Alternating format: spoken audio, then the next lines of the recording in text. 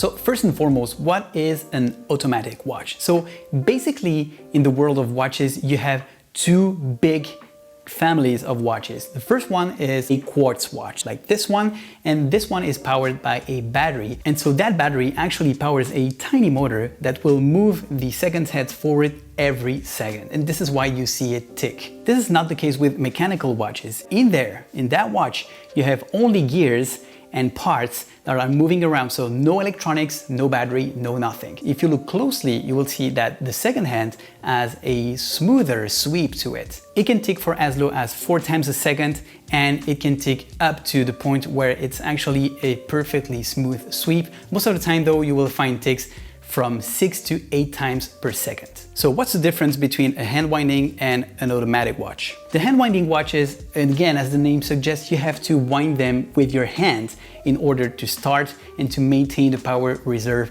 of your watch. While with automatic watches, well, the movement of your wrist all day long while you're actually doing your stuff will wind the mechanism. So if you wonder how you can tell apart a hand winding watch from an automatic watch, if you have an exhibition case back on your watch, look at it, and if you see that thing right there, that big black part right here, which is called a rotor, this is an automatic watch. So it will always stay at the bottom no matter what, and this actually mimics the movements that I will do with my wrist all day long, and this particular movement will actually wind the watch. So if you wonder what self-winding means, well, that means exactly that. The movement of your wrist will wind your watch all day long, so you don't have to do anything. And if you happen to like Rolex, this is what they call perpetual. So this has nothing to do with perpetual calendars that you can find in some watches with Grand Complication. It's another kind of word to say basically the exact same thing. It's a self-winding automatic watch. And what happens if you don't have an exhibition case back? Well, you can be pretty certain that you will find an automatic inscription on the dial. So how do you start an automatic watch? So most automatic watches are hand winding as well. And if that's the case of your watch, well, just make sure that the crown is pushed all the way in, because this is where you will be able to actually wind the watch and turn it upwards like this. This motion will actually wind the watch. But sometimes this will not work, and probably the reason is that you have a dive watch with a screw down crown. So this Orient 2 is stopped right now, and because it has a screw down crown, well, I cannot turn it in that direction. That's impossible. I have to unscrew it first, and I have to turn it downward to do that. So first I unscrew the crown and it will pop out. There you go. And now it's in the winding position. So now I can turn it upward.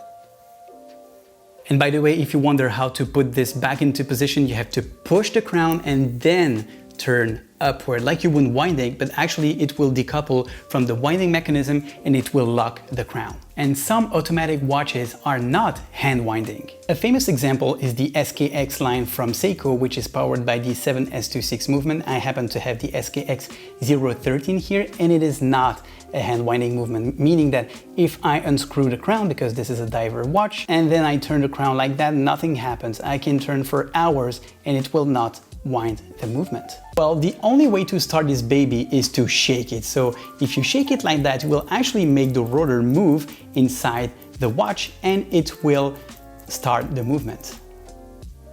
You can see now that the second hand is running. So it's all well and good, and now your automatic watch is started, but the question is, can you overwind an automatic watch? And if you're wondering this, I guess that 9 times out of 10 you're looking for a modern automatic watch. If that's the case, the answer is no. You cannot overwind an automatic watch that is powered by a modern movement. And the reason is simple. You cannot control the amount of movements that you do with your wrist all day. So this is why watch manufacturers had to find a way to actually decouple the automatic winding system when the mainspring is fully wound. And if you wonder what the mainspring is, well, it's the essential part of your watch when it comes to power reserve. This is exactly where the power is stored. It is just a spring that is wound all the way and that will deliver the power to your watch during the day. Now, if you're looking for an older or a vintage piece, sometimes there might be problems with overwinding, so please do your homework in order not to damage your watch. Is it dangerous to fully wind an automatic watch? The answer is no. And by the way, whether you like it or not, because you move all day long, at some point during the day, you will wind the mainspring all the way. How often should you wind an automatic watch? And the answer is pretty simple. And basically, if your watch is already running, you don't have to do anything. Just put it on your wrist and wear it. With the movement of your wrist, you will wind up the mainspring during the day, so no problem there. If it stops, well, super simple. Either you shake it if you have a Seiko movement like this one, the 7S26, which is not hand winding, or you have a hand winding feature and you just have to turn the crown a few times. Most of the time, manufacturer will tell you somewhere between 10 to 40 turns.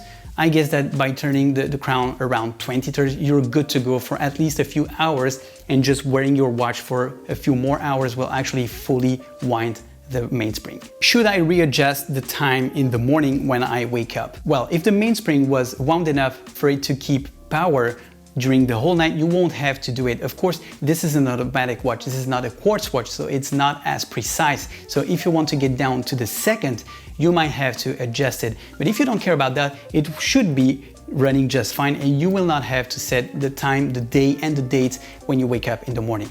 So maybe your automatic watch stopped overnight. What happened there? Well, basically, most of the time it's going to be because the mainspring was not wound enough for it to last through the night. So no problem there, don't panic, it's just a matter of winding it again and it should be fine. That will happen most of the time when you use a watch that was stopped for a few days, so it didn't move at all, and you just want to wear it for the night and you have it on your wrist for somewhere from 1 to 3 hours, and you don't do much because, I don't know, you're at the cinema or something, and actually you don't move enough to wind the movement for it to last at least 8 hours. So if you know that you're going to be wearing this watch for a few more days, you can shake it with this one or wind it if you have a hand winding feature, and it should be all good. Now, if you've been wearing your watch for the whole day and it still stopped during the night, that may be the sign that something is wrong with the movement. So maybe something is damaged, like the mainspring, or the actual automatic winding mechanism might be damaged as well. So in that case, you might want to take your watch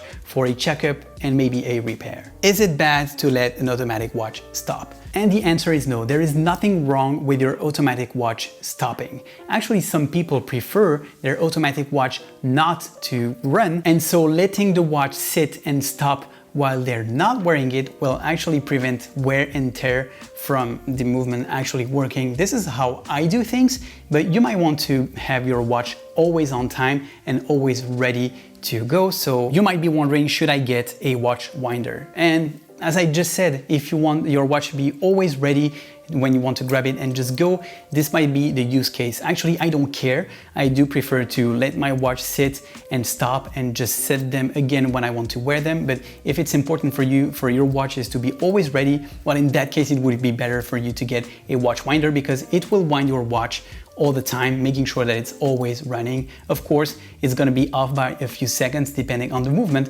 but you won't have to set the time and date every single time you wanna wear it. Is it bad to leave an automatic watch unwound for a long time? And you know, to this question, there are many different kind of opinions. Some people put their watch in a safe in the bank for years and do not touch it. And that might be fine if the environment is okay. So the temperature is pretty stable, not too hot, not too cold, not too moist. This is very important.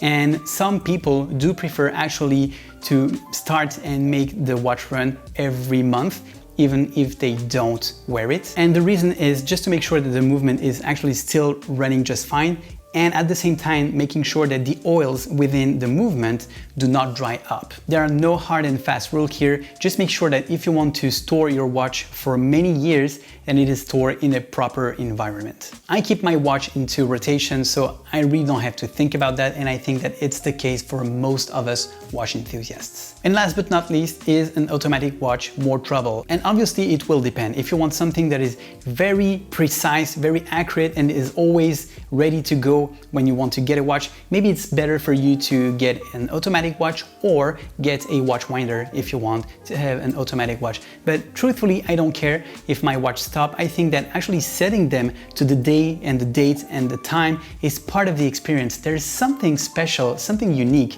about having that mechanical movement that takes away on your wrist, that is something maybe romantic. And this is exactly what I like about automatic watches. And I know a lot of you guys, watch enthusiasts, also share the same feeling.